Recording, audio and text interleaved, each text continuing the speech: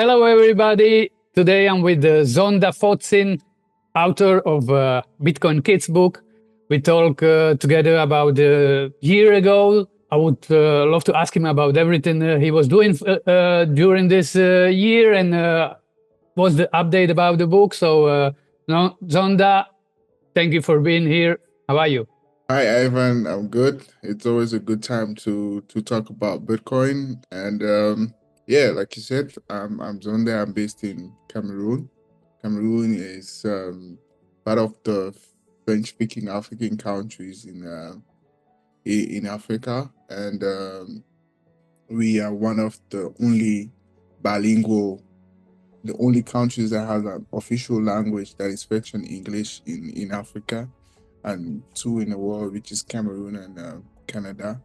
Um, yeah, I do a lot of stuff in the Bitcoin space, notably the Bitcoin Kids book, which was inspired by my 3-year-old son to teach kids around, to teach him first about Bitcoin. Then other people discovered how interesting that was, and then they also wanted me to spread it out, and it went out. It's been since 2023, and it's been quite good so far. You know, we've sold and given out, give or take, maybe like 15 to 15,000 copies. And it's still going. We have two very solid partnership with Tether and then Trezor. Trezor, who organizes Trezor Academies around the world for the Global South. And one of the resources of Trezor Academy is the Bitcoin Kids comic book. So it has also helped to push the brand of the book and also give like a strong, solid base for Trezor in terms of the resources that they offer to the people that are interested in learning about Bitcoin in the global south. Yeah, and talking about the development of the book. Right now, we are testing different strategies with the book. We've created a teacher's guide because we realize that beyond just giving the books to kids, many people like teachers and parents don't understand what Bitcoin is. And obviously they wouldn't understand how to teach the kid the book. So in as much as the book is simple to read and understand, but having a conversation that would drive more curiosity, that would drive more development, and that will make what they read stick isn't really there. So we have created a teacher's guide that is for Bitcoin educators, for classroom teachers, and anybody who knows about Bitcoin and is willing to teach about Bitcoin. So within the teacher's guide, you will see how the lessons are being built, the type of conversation that you can have with your kid. It could be a kid in school, it could be kids at home, right? And then we also have now a parent's guide. So for a traditional parent, a young family that is curious about learning um, Bitcoin to their kids and stuff like that. So the parent's guide comes as a companion with the book. So once you buy the book, you get a parent's guide. So if you're a teacher, once you buy the book, you get a teacher's guide. And then we're rebuilding our website from scratch to reflect this. And the website is going to have like interactive games where teachers and parents can log in for their kids and then um, give access to different sections of the website based on what the credentials that they used to sign up for. All this is just to turn the whole Bitcoin Kids book into some sort of a digital platform where parents and kids and then teachers can find a place where it's suitable for them to learn everything that has to do with Bitcoin for the younger generation. So that's what we're currently working on. Yeah. Wow, this is fantastic. That was one of my questions. Like, it's good to have a book for kids, Yeah. but if the parents don't know anything about that, how can they explain it? It's also teachers, so this is great. Yeah. And what was the feedback? And Yeah. where is yeah? So right now we just did the first test with two schools in South Africa, and the feedback has been amazing. So we have taken the feedback from the parents and the teachers, or ameliorated the parents guide and the teachers guide. So we'll be doing like a rollout officially within November this year, November 2025. where each purchase of Bitcoin Kids book, or each time you see a Bitcoin Kids book, you're going to see either a parent's guide or a teacher's guide beside. And our next testing ground is going to be Nigeria, Ghana, Cote d'Ivoire, and Senegal. So once we get all this feedback, November now we launch it officially, because there's one thing about us writing the parents guide based on how the book was written, but now when you get to the field, or where you get to the reality, it's a bit different. So once the teachers, once the educators, the parents, they test it, they'll say, okay, we think maybe you could remove or add this, that type of stuff. So we're using all of that new information now to make the book better. That's why we're launching in November. So that's like 2 months from now. Yeah. Fantastic. And what is this guide about? What is the white paper, or is some educational program, or is just like a few questions and answers? So they can tell me a little bit about that guide for the parents and teachers. Yeah, so the parents guide is obviously different from the teacher's guide. So the teacher's guide is more like a lesson plan. So we did this with a couple of teachers to help us like come up with like a curriculum.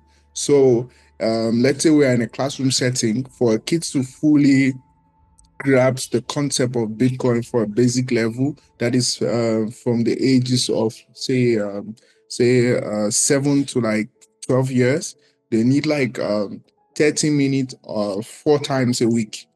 No, let's say 4 times a month, right? So within 30 minutes 4 times a month, a teacher will be able to cover all the lessons. It doesn't take much.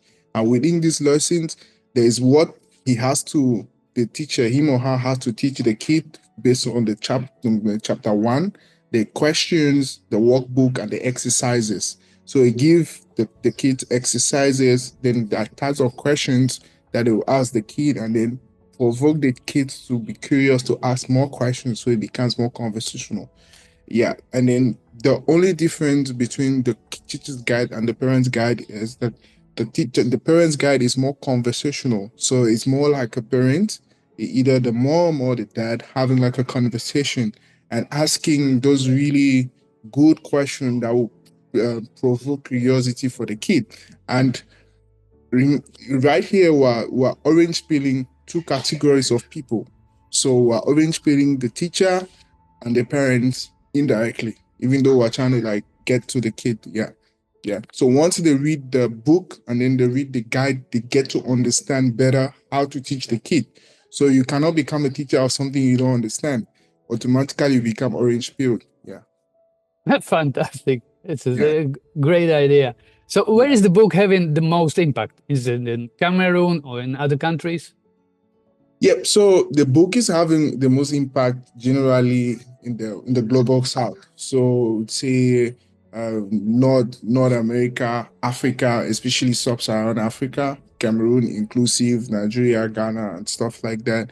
And Trezor Academy has been very helpful in terms of the logistics and helping us to really push the book into like different countries. So now we are looking at like different ways now by November, hopefully Q1 2026, where all the Trezor Academy resources now will include the teachers and the parent guide. So it becomes more and more interactive, and then giving the book a better value. So it's not just a comic book, but it's something that could easily, our idea is for schools to see it as something that is valuable. The blockage has always been Bitcoin is something that maybe kids are not yet mature for them to learn. But once as the teacher begin to see the teacher's guide, it becomes more easy for them to see a way through which they can teach the kid. And maybe hopefully within the next few years in Cameroon and maybe some other schools in Africa, Bitcoin becomes an official subject or financial literacy, where they use the book as a guide to be able to teach the kids about this new technology. Yeah. Great. And did you change something in the book, or is it still the original book? Would you change something now, seeing the book from the distance of the time? Yeah, we're looking into changing a few things, but not too sudden. Right. So because we want to first see what other teachers beyond our own testing ground think about the parents guide and everything like that. So about the teachers guide, sorry, and get that feedback. And maybe in the future, we could incorporate the book and the guide into one book, right? So it's not maybe like separate books and stuff like that. So we're taking ideas now and seeing how they can go. But the main vision is to make the book as interactive as possible. So in as much as he has the comics, which is very interesting, he had short written content, which is very something good for kids to pick up and start looking at the pictures and stuff like that.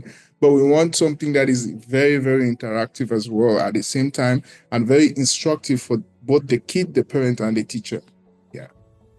And it's everything is a printed or is a digital version?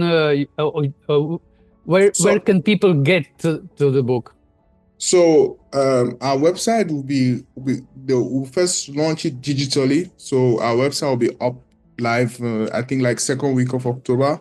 Right now, the website, what it shows on the website, we're building something new on that. And from there, you could first access the parent or the teacher's guide through the digital website where you'll be able to download it for free, then test it out, and then give us feedback and stuff like that. But the book remains the main part of why we are creating all these other resources around it. Yeah, that's a fantastic. So I wish you all the best for that part. And now I want to ask you a few things about the Bitcoin ecosystem in Africa and a few other things. But first, tell me about where you live in. What is the living like in Cameroon from the financial perspective? In Cameroon, living here is, I would say it's give or take something that you live to see every day. Some days are good, some days are bad, and I would say your environment kind of like projects how maybe your next few months or next few years is going to be like based on like the realities and the happenings on a daily basis. For the most part, it hasn't gotten worse, I would say, but it hasn't gotten good as well. So I don't know if that makes sense. But things are not worse as it should have been, but they're not better either. Things are just okay. Things are just not too okay. Okay. Yeah, if I can put it like that. I think that's like the best picture I can paint. In terms of using the CFR, all what we already know that is bad and attributed to the CFR still exists. Nothing has changed. That was when I was heading with this question, because I want to ask you about CFA. But first, please, for those who don't know what is it, explain me what the CFA franc exactly is. So the CFA franc is a currency or a fiat currency created by France. So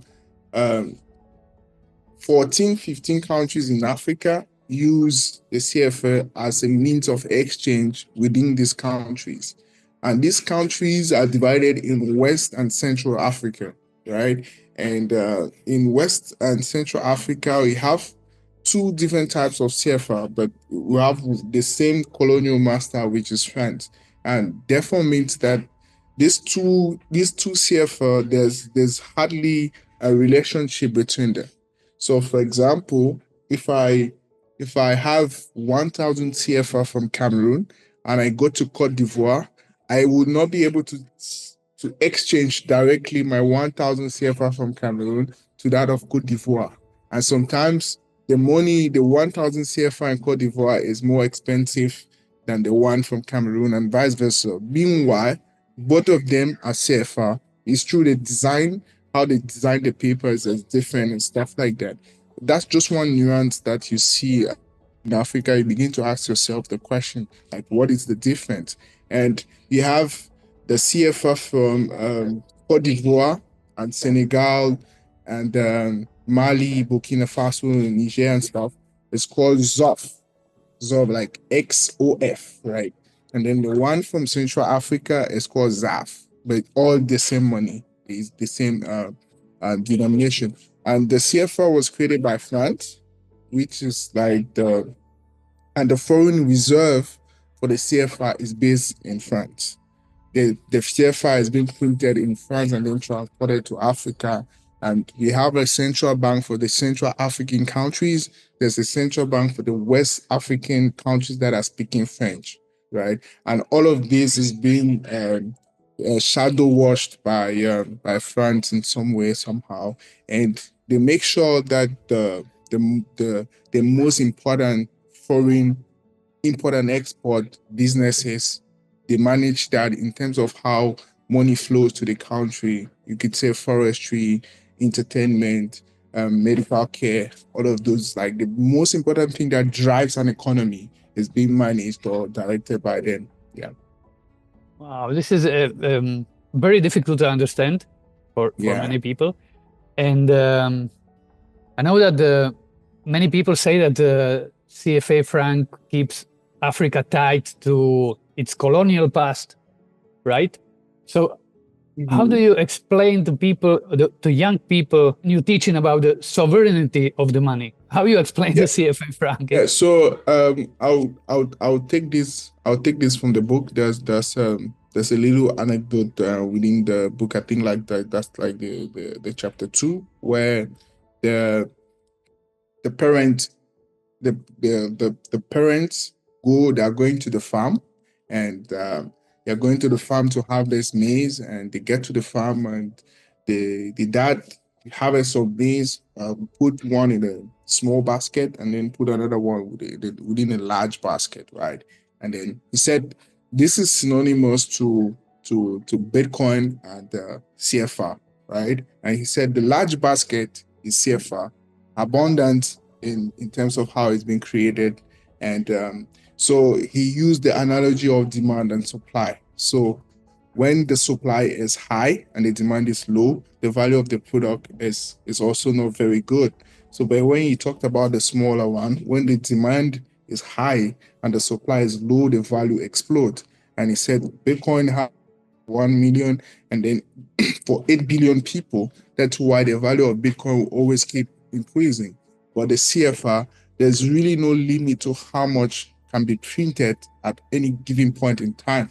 So they could print as much as they want, and it has people behind the governing of how much can go into circulation. And the father said we humans are innately greedy in nature, and especially if what we are doing, we get to see the benefits for why we are doing it. We'll keep doing it until something else happens, except otherwise. So, for example, somebody who defrauds people, so he will keep defrauding people until he gets caught. So there's never a stopping time because he has that hunger to always want to get more. So that's how I try to explain the just to make it go a bit more deeper. A lot of people feel like you owning Bitcoin, you using Bitcoin, and you living in the Bitcoin standard means maybe you necessarily don't like the system, or you don't like maybe the banking or something like that. And I always tell them it's just like you knowing that I live in a certain type of environment that doesn't permit me to do certain type of things, but I have choose by my own self to have a better alternative. Not because I don't like the environment where I am, but just because I choose to live differently, right? Of course. Yeah. So I tell people these two things could coexist. It's not for one to come and say this one can go away, this one is obsolete, right? If that happens, fine. But in the initial process, that's not what it is. It's just about you looking at a better alternative. Say, I just choose black from white. It's as simple as that. Yeah. Great. So would you say that the Bitcoin can offer an alternative for CFA? Definitely. I've seen it taking people from 0 to 1, transform a lot of people. move money way more faster and stuff like that. So I feel like it's a good alternative that needs to exist as a competitor to other forms of money. You know, we don't just have to rely on what we have always known. You know, it's about looking at things from a perspective of how can we do things better for the rest of the people and then humanity. Yeah. Right. So you are organizing of the Bitcoin conference now, right? So tell me about the Burkina Faso next year. Yes. Yeah. So we're doing a Conférence Afrique Bitcoin. It's similar to African Bitcoin conference, but this one is more French focused in Bitcoin only as well. And we did the first edition in Cameroon, which we had about 400 plus people, which was really great for our first Bitcoin only conference. And it made us realize that there's a really growing interest. You might think of something, and then when you go to the market, you get validation. So we started the whole project by saying there are a lot of French speaking people that would like to learn Bitcoin in the language that they understand. You know, when we talk about Bitcoin in Africa, we always talk about countries like Nigeria, Kenya, Ghana, South Africa. So you hardly hear mentions of French speaking countries in Africa. Meanwhile, we have young people, we have a lot of building going on here, but it doesn't just revolve around Bitcoin. And we're taking it as a mission within the conference to make sure that Bitcoin too also has a place in the building of the ecosystem, you know, and that's why we were making a Bitcoin conference that is French speaking and also a Bitcoin only. Our next edition is in Burkina Faso, Ouagadougou precisely. And if you look at the map of where Burkina Faso is found in Africa, it's like the Sahel. They call it the Sahel. And within around the Sahel, you have countries like Niger, Mali, Togo, Benin, Senegal, I think Cote d'Ivoire as well. So it's within the heart of all these other French-speaking countries where we think if we touch Burkina Faso, we'll be able to touch other French-speaking countries in a larger way where we can disseminate true Bitcoin information and true Bitcoin gospel to increase the adoption curve from this side of the world, because there's a lot of stuff going on when it comes to crypto and blockchain in general, but very little going on when it comes to like true Bitcoin education. Yeah, that's great. So you helped us translate our book, Bitcoin Circular Economies, to French, and we would love to do something with this book. It would be nice to distribute the book and or audiobook, whatever, in those 14, 15 countries, CFA countries, especially for the people that rule those countries, so they can understand the power of Bitcoin, and hopefully we can do something together. So I thank you very much for your work with us, and we will also do anything we can to support you, and hope to see you in the conference. So thank you very much for this interview, and best luck for everything you're doing. Thank you very much, Ivan. It's always a pleasure, like I said in the beginning, to talk about Bitcoin, and we'll be very happy to I'll be happy to discuss with my team and your team to see how we can find strategies to really make Bitcoin for circular economies go around French Africa, especially during the time of the conference. You know, we'll be touching different French-speaking countries, and we'll see how to make sure that people get this book in their hands and then see the value for what it is. Thank you, and have a good day. Thank you very much again. See you. Okay. Okay. Bye-bye.